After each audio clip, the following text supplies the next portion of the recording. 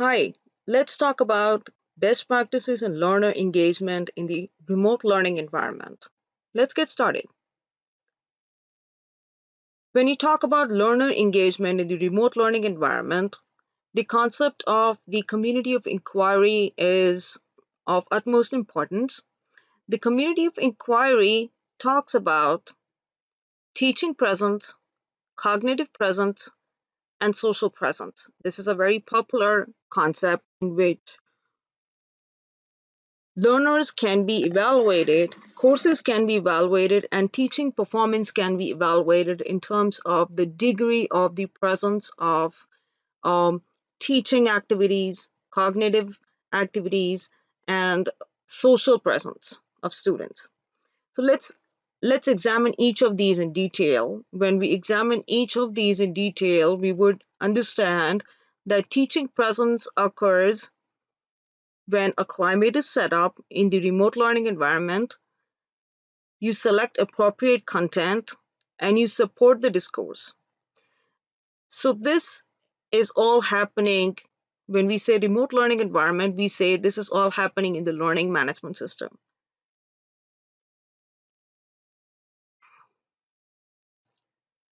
Okay, teaching presence is beautiful in the face-to-face instruction where the students they look at the professor or the instructor or the teacher and they're able to make out a lot of information with the aid of visual cues, with the aid of body language, facial expressions. So these things are absent in the remote learning environment and they need to be made up for. These are the following tips that would help you make up for your teaching presence in the remote learning environment. The number one being create a welcoming remote learning environment. Make sure that a week before the class or a couple of days before the class, you post a welcoming message for your students in the announcements, messages, or email. Post information about yourself in the discussion area or post a welcome video. Include your online and on-campus office hours. So these are the things that contribute towards teaching presence. And remember, teaching presence is going to contribute towards creating a community of inquiry, and we need that going on in the remote learning environment. The second tip here for promoting teaching presence is having tons of course information, and I literally mean tons of course information. I have a list of tips available here, and the link to this presentation is available in the um, below the information area in this video. You need to communicate with your students and provide information on your syllabus. You post your syllabus in your course and include a printable format. Clearly state the course objectives and all course requirements. Post a course schedule with the due dates of your assignments. Clearly state your preferred method of contact and contact info. Now, these things are very obvious, but then in the remote learning environment, there is urgent need for stating the obvious. So you have to be very explicit in terms of what you need your students to be able to do and provide detailed instructions, even videos, if you have a difficult concept in an assignment or a difficult assignment that needs to be explained, use videos. Use videos wherever appropriate and try to explain as much as you can in, in your learning management system. And clearly state your response time for discussion, email, and grades. Let's look at the next one. Course documents and assignments. As I mentioned before, ensure items, assignment titles, and folder names accurately describe the content. Like the information presented should be in the most simplest English, most understandable manner, and there should be no ambiguity. Place the documents and links needed for an assignment. Um, make sure that they are in the same folder. Clearly state what you expect from your students, including the method for returning completed work. Align assignments to your course objectives. This is something that requires a complete video of its own, and watch out for a video in which we discuss how to align assignments to your course objectives. Let's look at the social presence. Now, in the campus learning environment, students have this amazing, coffee shop environment, or they could have this bagel shop environment where they have this face-to-face discussions on perhaps projects, assignments, and they have some, post-lecture comments, and they make notes together. They tally notes with each other, and that's completely absent. Uh, uh, what I'm trying to say, it would we would miss out all of these beautiful pieces of information if we did not, as professors or course developers, create opportunities for such interactions to take place. So here are some of the tips that would make sure that social presence is being developed in the learning management system, in the remote learning environment. So open communication occurs when you provide opportunities for student to student interactions in the learning management system. Just like these interactions happening, you provide opportunities for interactions happening in the remote learning environment. Student to instructor interaction opportunities are available. For example, you create discussion board activities which are not assignment related, which actually promote or invite students to ask questions, any kind of general questions related to the course. For that reason, a general question and answer discussion board or a course hallway discussion board activity should be made available for students to, interact with each other, interact with the professor. Student to content interaction opportunities are available, which means that the assignments or assessments or quiz options, multiple options are available for these. And these options are not just for securing a better grade or scoring a better grade.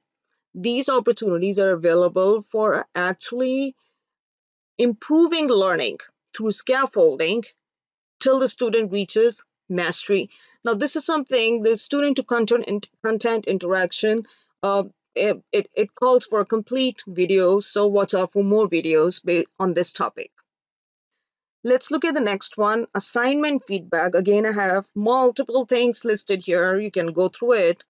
Let's talk about just the highlights here. The feedback is of utmost importance. Make sure that you provide feedback. You have a feedback bank created.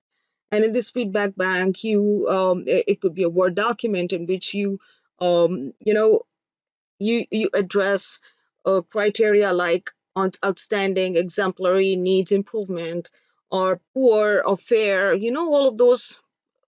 Write paragraphs related to each of these criteria, and then for each student customize it so that the bulk of the paragraph is already written out, and you just need to customize to make this more personalized for the student. What this does is student holds on to each and every word provided by the professor, and they want to read it again and again, and it actually helps them improve their future assignments, improve communication between you and the student. Another favorite method of feedback, especially in the learning management system, is the availability of the voice feedback, audio feedback. Utilize that and leave voice messages for students, which has a profound effect on the student learning experience. Always acknowledge that work has been received, and feedback to students should give information and direction as well as evaluation by judging the work and offering ways to improve. One of the best methods of assignment feedback is rubric. Spend considerable time on rubrics because rubrics are the best and the most transparent way of presenting information. Rubrics, you can start writing rubrics as a very simple document and customize it for assignments. You can also reuse rubrics, and rubrics requires a special video of its own, and so please watch out for a video on rubrics. So it is helpful to provide examples and non-examples of assignments and provide feedback that provides a clear sense of direction, ability for students to review asynchronous content multiple times, and then send personalized messages. And students expressed a strong preference for audio feedback versus written feedback. The next tip I have here is about netiquette. We all are familiar with this, establishing rules. In fact, a favorite activity that could also pose as an icebreaker activity is invite students to come up with this list. Like, what do you think should be an etiquette rule that we make in the classroom? And post this list as an image file, perhaps, that students log into the course and that's the first thing they see in the dashboard. Or have it available as an editable document that everybody collaborates and builds together. Next step, next tip that I have here is on online discussions. Now this is the core of community of inquiry, online discussions. So spend considerable time planning online discussions. So just make sure that it provides a method for assessing students' critical thinking skills. Notice these keywords here: critical thinking skills, and students can go back and reflect on their own process of critical thinking skills, enhances synthesis of course content, participation and sense of community, and it's a time of reflection and critically apply this knowledge, allows independent learning. All of these things can be built into your rubric for the online discussions. The final one that I have here, the factor that promotes community of inquiry, is the cognitive presence. Cognitive presence, as we know in simple terms, cognitive relates to learning, the behavior of the brain when it is exposed to a learning environment or exposed to a learning object, a piece of information. So what happens, what goes through the brain? So how can you demonstrate that learning did take place in the online or the remote learning environment? Here are some tips available. Make sure that you provide plenty of opportunities for critical thinking. Do early questions lead the student to explore alternative positions from the experience? Ask these questions to yourself. Does the student explore common themes, underlying assumptions from postings? Does the student ask complex questions that rely on course material and discussions? Does the student synthesize knowledge and apply it to new situations? So think about these questions when you're creating assignments. About leading discussions, promote student leadership in discussions. If possible, provide badges that you can award to students. These badges could be part of something, a feature that's available in the learning management system, or you could create your own, picture art, word art kind of badges that uh, you know, uh, you allocate these, you award these badges to students with different behavior patterns that you desire to be established in your discussion environment. Provide discussion questions that encourage progressively more sophisticated critical thinking. So, one of the reasons why discussion board fails, it is typically because 3% of learners account for 97% of the content. Therefore, make discussion board participation a part of each student's grade to incentivize participation. One of the best ways to promote discussion is to tie them with a grade. And if you don't have an assignment available, but you have a discussion and you want them to participate, you can also write it up in your syllabus that you want students to participate in the discussion board activity, and any kind of participation is going to be counted towards their class participation grade.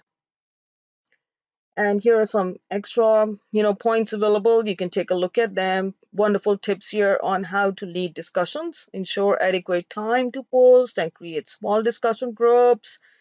You can create groups so that students can talk to each other. With time, remember that many students will take on behaviors modeled by the faculty. So what you say and do in these discussion boards is something that's been, subconsciously copied by students. Provide minimum or maximum number of postings per discussion and length of postings to keep one student from dominating the discussion. So all of these tips, if you go through them, you can incorporate them in your rubric for discussion board activities. Finally, it's the scaffolding for mastery. Classroom assessment techniques are, sporadically distributed across the course. Make sure that you have enough CATs. you have a low stake test opportunity, and you have peer assignments. Watch out for a video on scaffolding for mastery. Until then, see you next time. Bye.